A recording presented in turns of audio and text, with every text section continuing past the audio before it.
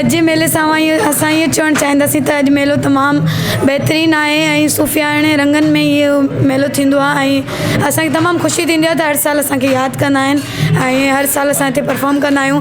हिन साल बि असांजी परफॉर्म हुई, असांखे तमामु ख़ुशी थी ऐं तमामु इंजॉय थिए पियो ऐं तमामु सुठो लॻे पियो। जीअं त गाइस हिते जो असां आयासीं मेले में इलाही सुठो मेलो हले पियो ऐं इलाही मज़ो अचे पियो।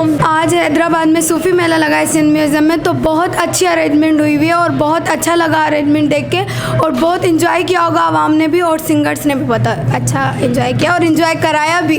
तो थैंक यू सो मच। बहुत ऐसे मेले होते रहें सिंध में भी और जहाँ कहीं भी ये मेले होते रहें। Thank you. सुमली माड़ी मथे हुवारी जाऊं मारो जानीड़ो बिठो हसे, सुमली माड़ी मथे हुवारी जाऊं मारो जानीड़ो बिठो हसे, मुखड़ो हुरड़ो कसम नूरड़ो, मुखड़ो हुरड़ो कसम नूरड़ो, जेड़ा मोती प्या बरसे हुवारी जाऊं मारो जानीड़ो बिठो हसे।